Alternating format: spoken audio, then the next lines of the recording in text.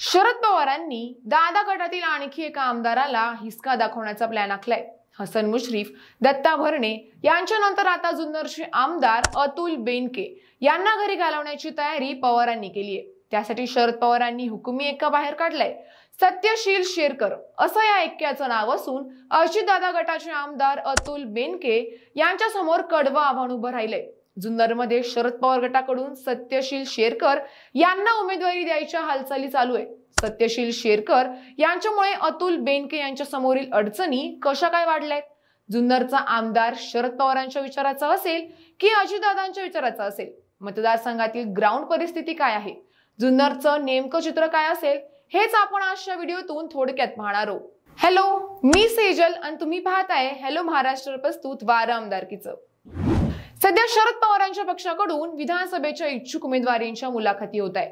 यात पश्चिम महाराष्ट्रातील जिल्ह्यातून सर्वाधिक इच्छुकांची संख्या आहे। त्यामध्ये पुणे जिल्ह्यातील ग्रामीण व शहर मिळून जवळपास 400 उमेदवारांच्या मुलाखत घेतल्या। पुणे जिल्ह्यातील जुन्नर विधानसभा मतदारसंघातून विघ्नहर सहकारी साखर कारखान्याचे चेअरमॅन सत्यशील शेरकर, राष्ट्रवादी काँग्रेसचे माजी जिल्हा परिषदेचे सदस्य शरद लेंडे, मोहित ढमाले, तुषार थोरात, ज्येष्ठ नेते अनंतराव चौगुले यांनी राष्ट्रवादी काँग्रेस शरदचंद्र पवार पक्षाकडे उमेदवारी मिळण्यासाठी मुलाखती दिल्या। या सर्वांच्या भावगर्दीत सत्यशील शेरकर यांच्याबाबत शरद पवार हे पॉझिटिव्ह असल्याचं बोललं जात आहे। लोकसभेला जुन्नर विधानसभा अंतर्गत डॉक्टर अमोल कोल्हेंना 51,000चं भक्कम मताधिक्य मिळाल्याने विधानसभेसाठीही जुन्नरमधून राष्ट्रवादी शरद पवार गटाच्या आशा पल्लवित झालाय।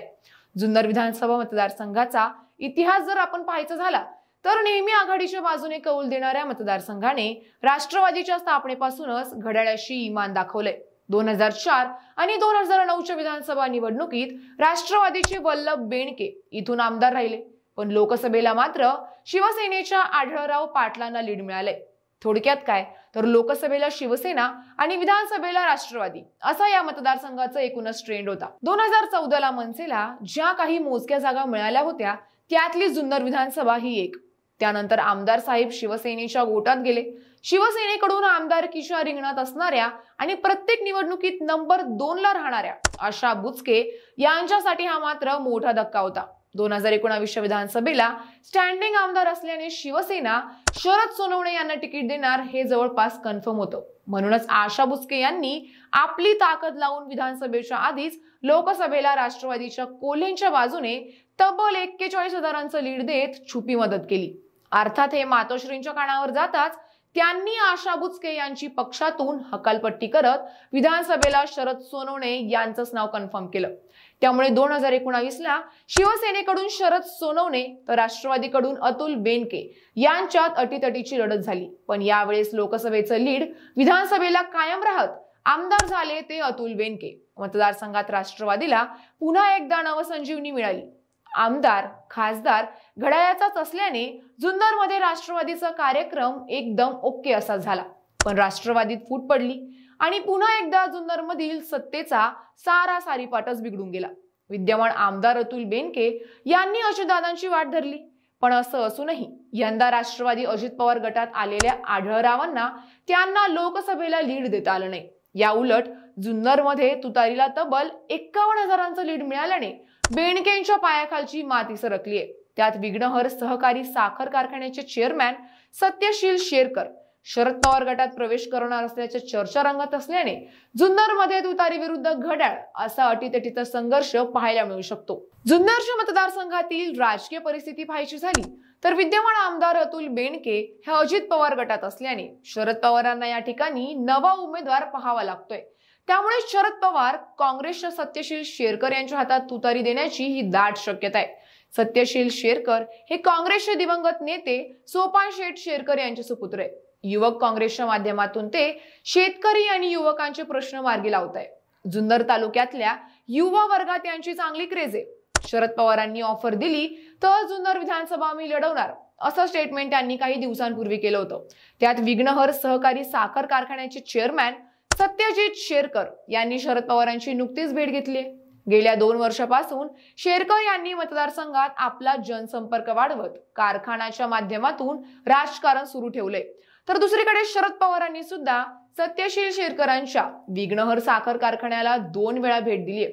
सत्यशील शेरकर यांनी जुन्नरमध्ये शेतकरी मेळावा आयोजित केला होता। या मेळाव्यावेळी सत्यशील शेरकर हे पवारांच्या गाडीचे सारथी झाले होते। त्यापासूनच शरद पवार हे सत्यशील शेरकरांना ताकद देते अशाही चर्चा मतदारसंघात रंगली आहे। विघ्नहर सहकारी साखर कारखान्याचे कार्यक्षेत्र जुन्नर विधानसभा मतदारसंघात येत असल्याने सध्या बेंडके यांच्या विरोधात प्रमुख विरोधक म्हणून शेरकर यांच्याकडे पाहिलं जात आहे। त्यामुळे शरद पवार हे सत्यशील शेरकर यांना उमेदवारी देतील यात काहीही शंका उरली नाहीये। पण मात्र जर शरद पवारांकडून उमेदवारी मिळाली नाही तर ते काँग्रेसकडून सुद्धा उमेदवारीच्या प्रयत्नात आहे।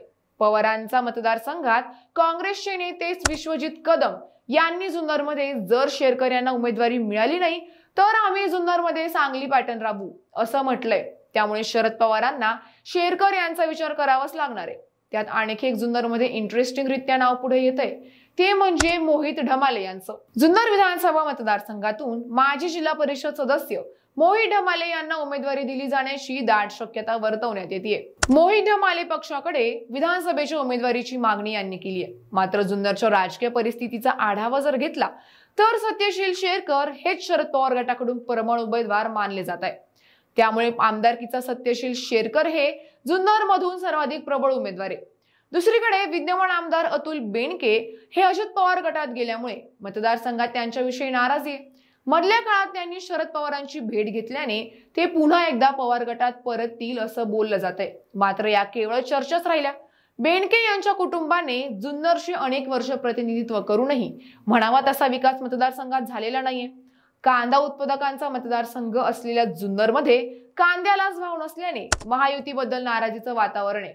त्याचा फटका जसा लोकसभेला आढळराव पाटलांना बसला तसाच तो यंदाच्या विधानसभेला अतुल बेनके यांनाही बसू शकतो। त्यातच शरद पवारांनी सत्यशील शेरकर हा हुकुमी एका बाहेर काढल्यानंतर अतुल बेनके यांची आमदारकी धोक्यात आली आहे। बाकी तुम्हाला काय वाटतं? अतुल बेनके यांना चितपट करण्यात पवारांना यश मिळेल का? अतुल बेनके यांची शिकार सत्यशील शेरकर करतील का? तुमचं मत आणि प्रतिक्रिया आम्हाला कमेंट करून नक्की कळवा। आणि अशाच नवनवीन आणि राजकीय व्हिडिओसाठी हॅलो महाराष्ट्र या आमच्या चॅनलला लाईक, शेअर आणि सबस्क्राईब करायला विसरू नका। व्हिडिओ शेवटपर्यंत पाहिल्याबद्दल धन्यवाद।